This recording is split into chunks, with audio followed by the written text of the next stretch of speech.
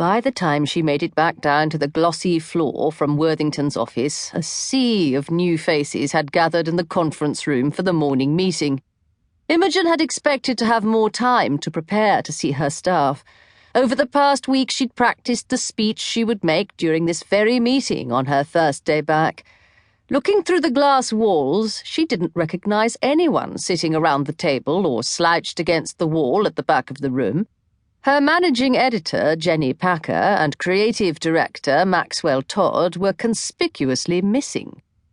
Imogen's eyes searched for a familiar face as she walked in and took a seat at the head of the long white table. Now she recognized a couple of people from sales and marketing, but she still didn't see any of her editors. A young woman across the room smiled giddily at her. As soon as she made eye contact, Imogen knew it was a mistake. "Imogen Tate!" the girl squealed. "I just love you! I am so happy that you are back! You are like a fashion goddess! A goddess! I just tweeted that you were sitting here in our meeting and I got like 15 retweets already.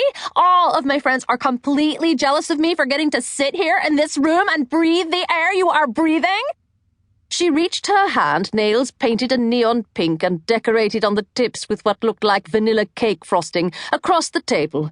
As she clasped it with her own, Imogen spied a chunky black rubber bracelet on the girl's wrist with pink writing, "Good, Great, Gorgeous, Glossy.com. "I'm Ashley. I'm your assistant. I'm also the community manager for the site."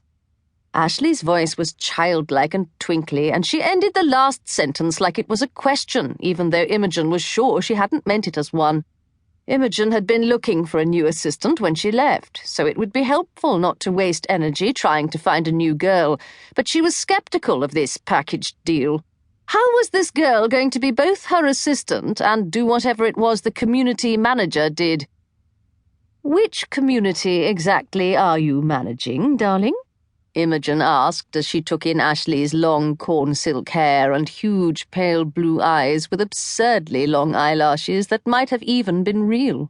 Her bee-stung lips were coated in a dark red lipstick that shouldn't have worked, but somehow just made her look more intense and beautiful. She was certainly an original in this room of girls who otherwise all looked the same. Ashley laughed and jumped out of her seat with the energy of a Labrador puppy, her hair rippling in a silky wave. "The community! I manage all the social media. Twitter, Crackle, Facebook, Pinterest, Screamer, YouTube, Blog, Instagram, Snapchat, and ChatSnap. We're actually outsourcing the Tumblr right now to a digital agency, but I'm still working with them on it." Imogen nodded, hoping to convey that she understood more than half of those words. Just then, Eve walked into the room, balancing her laptop in one hand and an iPad in the other. Eve shot daggers toward Ashley and reprimanded her. "This isn't a sorority meeting, girls." Imogen had no university degree. Molly Watson had scooped her up as a shop girl back in London when she was just 17, and she had been hard at work ever since. Still, Imogen had immediate uncomfortable associations with sorority girls, imagining them as a prelude to the Real Housewives of New York, beautiful, bitchy bullies. She surveyed the gang of new women gathered around the table, most of them in their early 20s. Where was her staff? The fashion sense of these girls was of two flavors, hooker or gym bunny, too tight dresses or coordinated track pants and hoodies. No one here in this room followed the unwritten rules of how the fashion industry dressed.